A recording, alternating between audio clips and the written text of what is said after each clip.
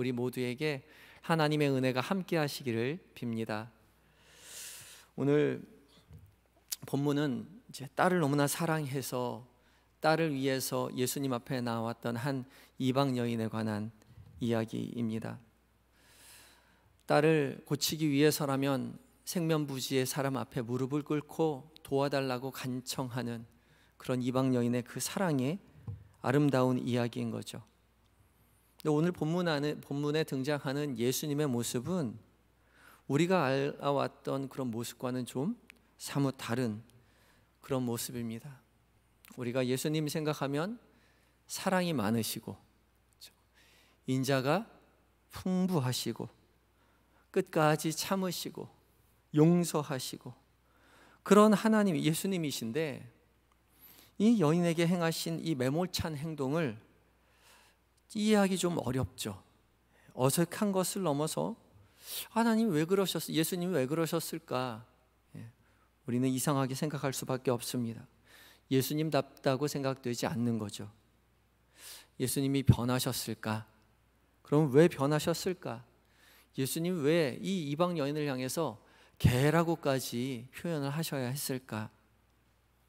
이런 의문점을 가지고 오늘 말씀을 조금 더 깊이 살펴보려고 합니다.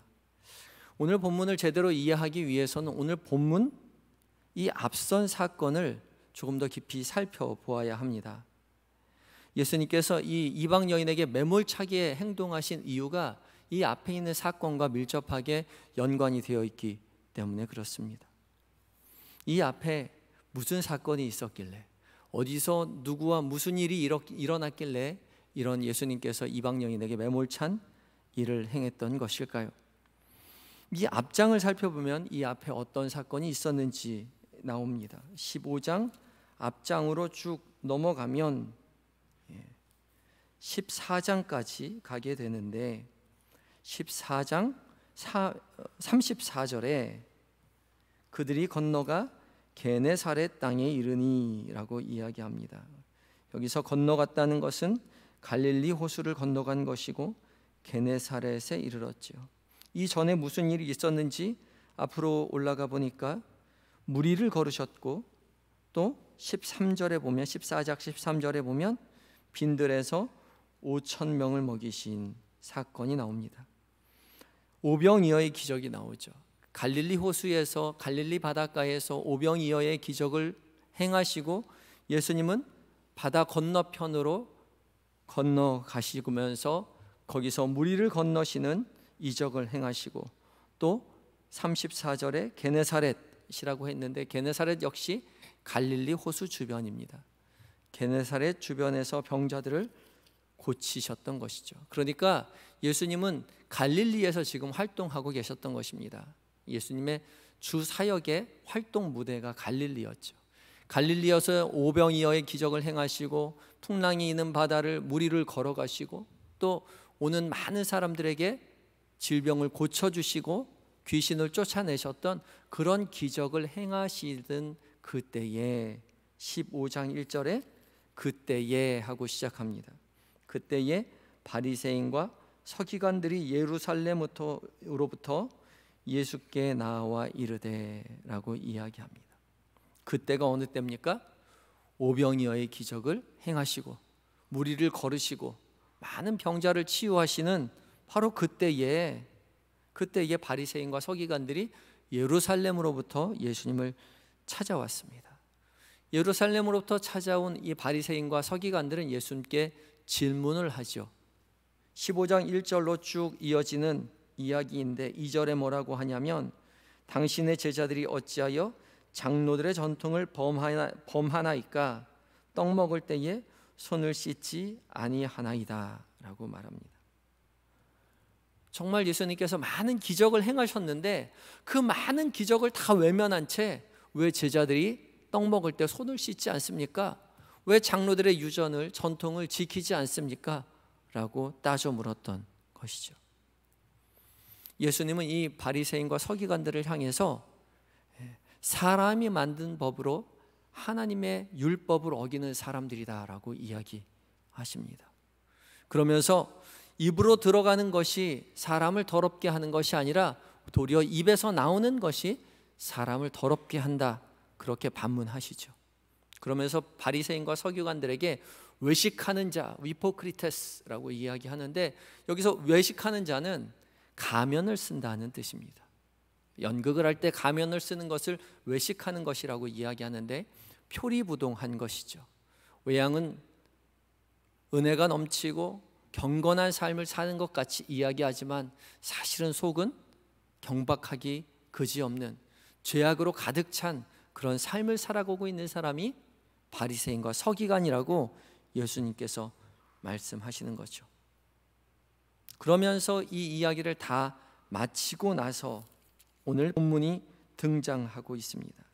21절 말씀에 예수께서 거기서 나가사라고 이야기하는데, 거기가 어디냐? 장로들과 함께, 바리새인과 서기관들과 함께 이야기를 나누었던 게네사렛, 갈릴리 주변이었던 거죠. 거기서 예수님은 어디로 가시나요? 두로와 시돈으로 가십니다. 이 두로와 시돈은 이방 땅입니다. 그냥 이방 땅이 아니라 예루살렘으로부터 50km 정도 북쪽으로 떨어진 먼 이방 땅이고, 특별히 이곳은 지중해 연안에 있는 항구 도시와 인접해 있습니다. 그래서 여기는 항구 도시이기 때문에 상업이 굉장히 발달한 지역이었고, 또 외국인들이 많이 살고 있는 곳이었고, 이방 신상이 굉장히 많은, 당연히 이방 지역이었습니다. 그곳에 예수님이 굳이 가셔서 이방 여인을, 가나안 여인을 만나십니다. 이 이방 여인, 가나안 여인이라고 이야기하는데 마가복음에서는 수로보니게 여인이라고 나오죠. 가나안, 바로 이방 여인입니다. 이방 땅에 이방 여인이 있는 게 당연하죠. 근데 이 이방 여인이 예수님을 찾아옵니다. 나와서 큰 소리로 말하였다라고 오늘 성경이 이야기하고 있죠.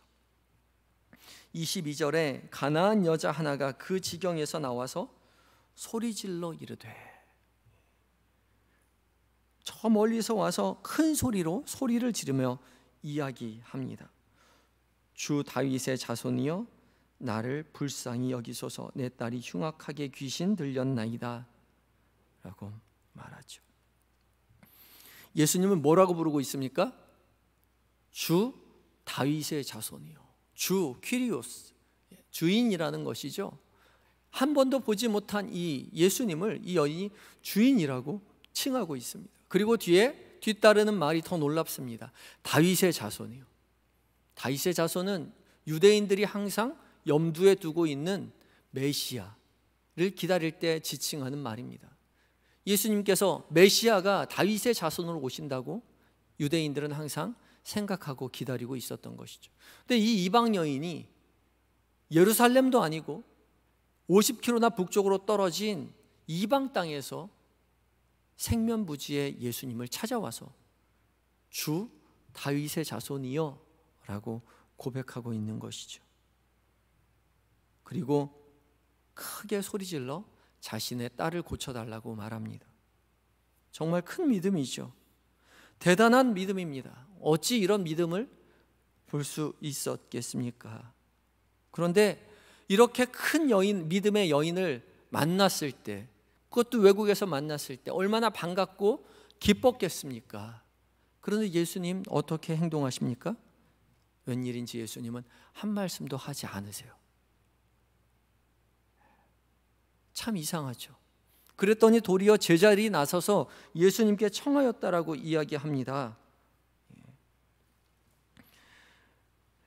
23절에 예수는 한 말씀도 대답하지 아니하시니 제자들이 와서 청하여 말하되, 그 여자가 우리 뒤에서 소리를 지르오니 그를 보내소서. 그러니까 예수님이 걸어가시고 뒤를 따라오면서 계속 큰 소리를 질렀던 거죠. 주 다윗의 자손이여, 나를 불쌍히 여겨주십시오. 내 딸이 귀신이 들렸습니다. 크게 소리 지르니까 제자들이, 아우 저 여자가 저렇게 크게 소리 지르는데 좀 어떻게 보내세요 라고 이야기하는데, 여기서 보낸다는 것은 쫓아내라는 것이 아니라 그 말을 좀 들어주십시오 라는 의미입니다. 문제를 해결해 주라는 거죠. 제자들의 믿음도 놀랍지 않습니까? 그런데 예수님은 예수님의 태도는 더 놀랍습니다. 뭐라고 말씀하세요? 24절에 예수께서 대답하여 이르시되 나는 이스라엘의 집에 잃어버린 양 외에는 다른 데로 보내심을 받지 아니하였노라. 예수님은 제자들의 요구에 단호하게 거절하고 계시죠. 여인은 이 이야기를 듣고 체면할 법도 한데 단념할 생각이 도무지 없죠. 25절에 이어지는 말씀 속에서 이렇게 이야기합니다. 여자가 와서 예수께 절하며 이르되 주여 저를 도우소서. 멀리 있다가 그래서 크게 소리 지르다가 이제는 어떻게 해요? 가까이 와서 그 앞에서 절하였다라고 이야기하고 있어요. 그리고 주여 저를 도우소서 간절한 마음으로 예수님께 간구합니다. 이쯤 되면 예수님께서 칭찬하시고 고쳐주시면 좋을 것 같은데 예수님은 도무지 물러설 기색이 없습니다. 더욱 완강해지시죠. 26절에 대답하여 이르시되 자녀의 떡을 취하여 개들에게 던짐이 마땅하지 아니하니라.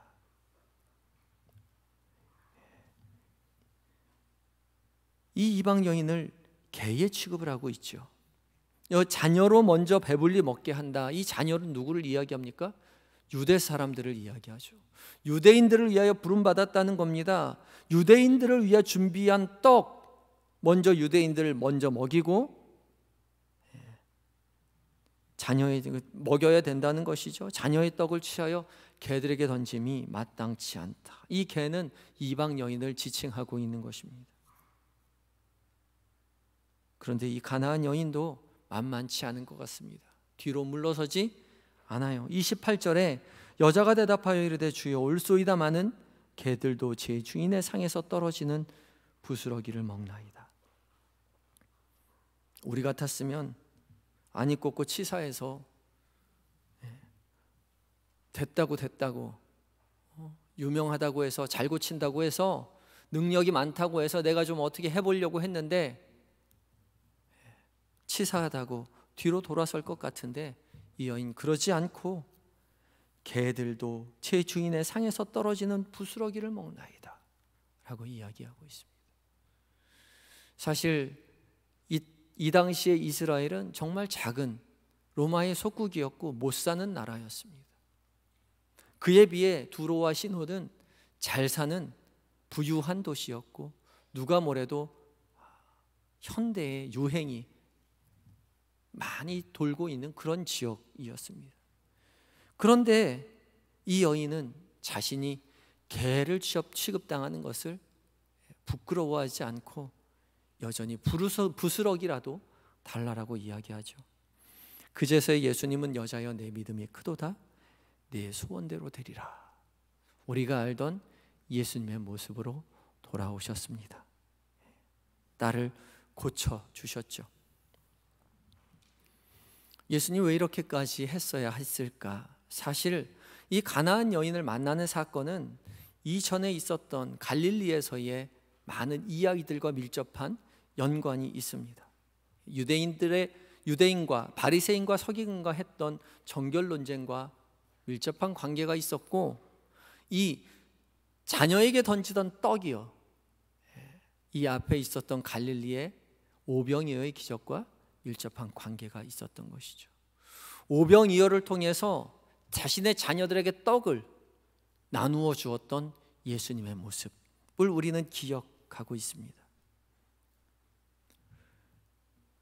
예수님께서는 이 이방 지역 두로와 시돈에서 이 이방 여인을 대하면서 누구를 염두에 두고 있느냐? 바로 앞에 있었던 바리새인과 서기관들, 바로 유대인들을 염두에 두고 있었던 것입니다. 정반대의 장면을 연출하고 있던 것이죠. 하나님을 제일 잘 믿는다고 이야기했던 바리새인과 서기관들이 정작 하나님의 아들이신 예수 그리스도를 알지 못하고 떡을 그렇게 오병이어의 기적을 행하시며 유대인들을 고쳐주었음에도 불구하고 정작 왜 떡 먹을 때 손을 씻지 않느냐라고 반문하고 있는 모습을 보았잖아요. 그런데 예수님께서는 그곳을 멀리 떠나서 이방 여인에게로, 예수님을 알지 못하는, 율법을 알지 못하는 이방 여인에게 찾아가서 그녀의 믿음을 고스란히 보여주고 있는 것이죠. 결국 예수님의 이 이방 여인과의 대화는 이 유대인들, 멸이 바리새인과 서기관들, 하나님을 잘 섬긴다고 이야기하는 그 사람들을 향해 말하고 있는 것입니다. 보여주고 있는 것이죠. 이방 땅에 사는 가나안 여인은 유대인의 법도 몰랐고 여자였고 장로들의 유전, 전통을 지키지도 않았습니다. 그러나 예수님이 누구인지는 너무나도 정확히 잘 알고 있었죠.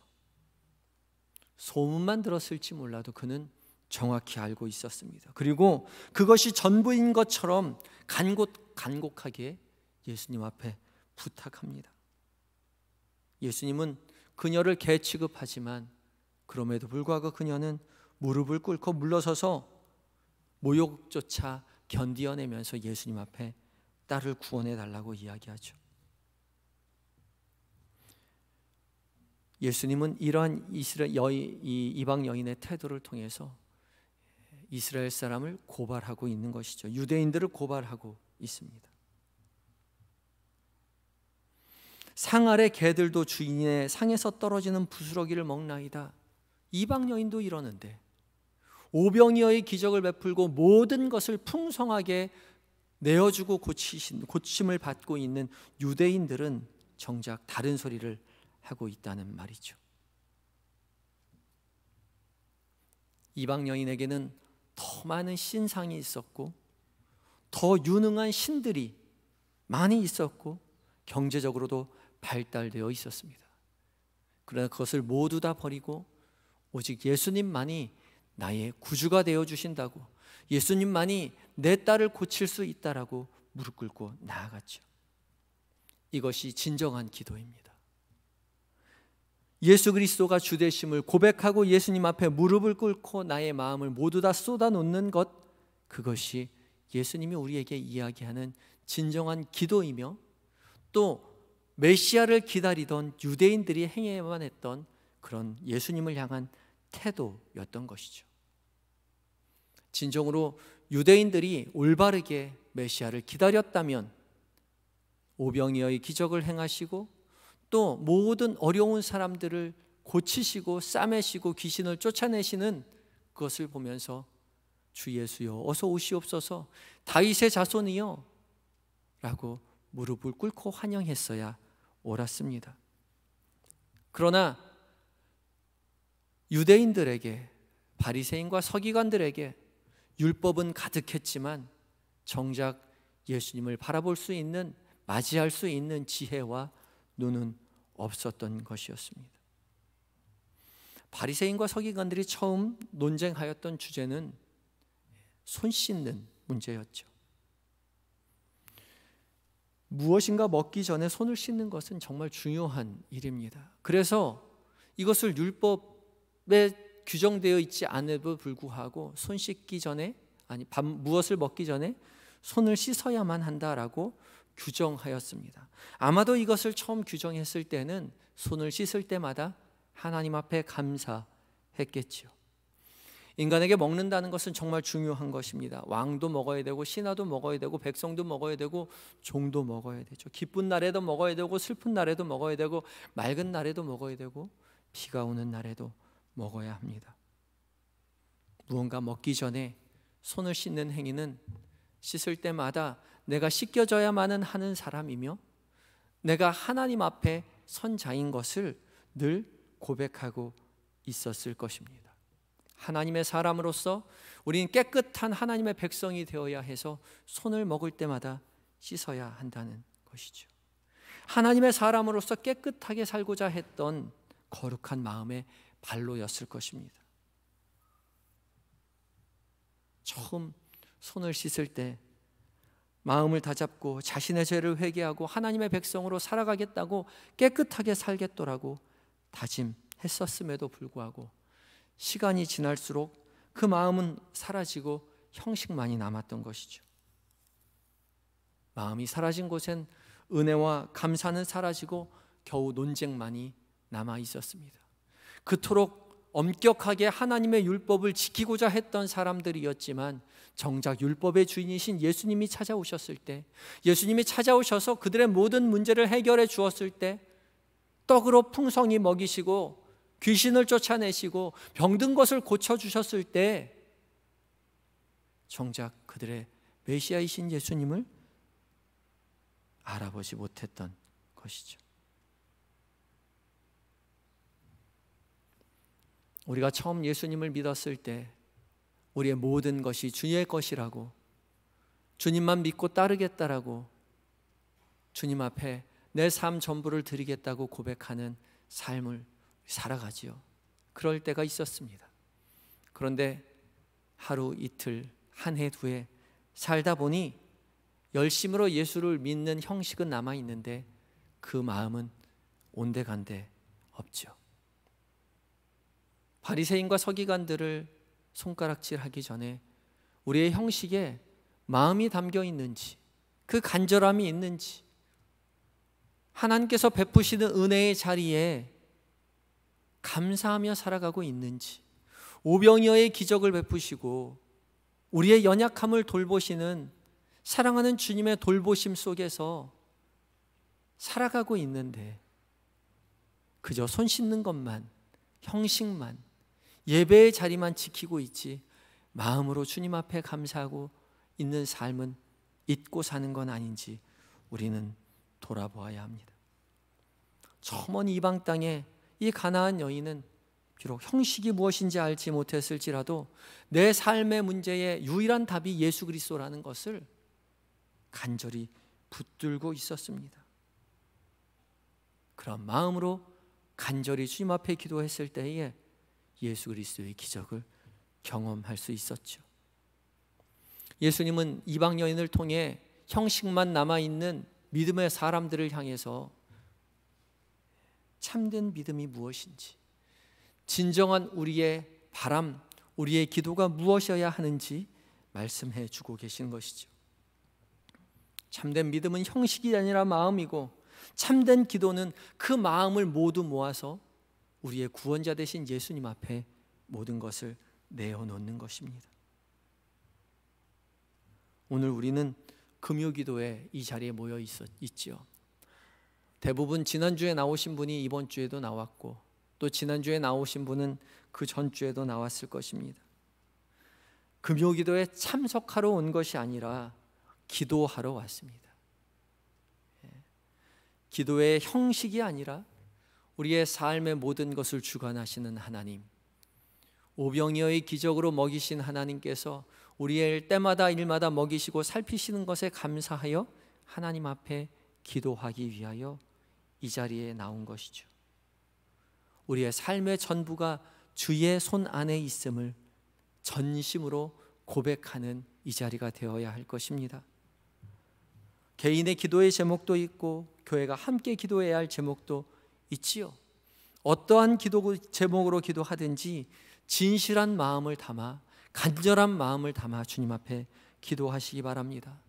목소리를 높여 기도할 수도 있고, 작은 소리로 기도할 수도 있고, 침묵으로 기도할 수도 있죠. 어떤 형식으로 기도하는지가 중요한 게 아니라 우리의 마음을 다하여 우리의 인생의 문제의 모든 문제 해결자 되신 주님 앞에 간절히 기도해야 합니다. 마음을 다하여 하는 우리의 기도, 그것이 중요합니다. 오늘 이 시간 바리새인과 서기관이 아니라 가나안 여인의 기도와 같이 모든 것을 주님 앞에 의탁하고 내어 맡기는 그런 기도를 드리시는 이 시간이 되었으면 좋겠습니다.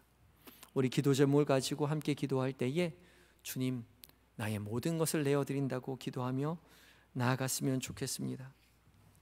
하나님께서 우리의 모든 것을 아시는 주님께서 우리가 모든 마음을 다하여 주님 앞에 아뢰을 때에 주께서 그 모든 문제에 응답하시고 해결하여 주실 것입니다. 우리 하나님 앞에 찬양하며 기도의 자리로 나아가겠습니다. 하나님의 사랑을 사모하는 자 함께 찬양하겠습니다. 주님만 바라보며 주 앞에 나아갑니다. 하나님의 사랑을 사모하는 자, 하나님의 평안을 바라보는 자, 너의 모든 것 창조하신 우리 주님이 너를 얼마나 사랑하시는지. 하나님께 찬양과 경배하는 자, 하나님의 선하심을 닮아가는 자, 너의 모든 것 창조하신 우리 주님이 너를 자여 삼으셨네. 하나님 사랑의 눈으로, 하나님 사랑의 눈으로 너를 어느 때나 바라보시고, 하나님 인자한 귀로서 언제나 너에게 기울이시니, 어두움에 밝은 빛을 비춰주시고, 너의 작은 신음에도 응답하시니, 너는 어느 곳에 있든지 주를 향하고 주만 바라볼지라.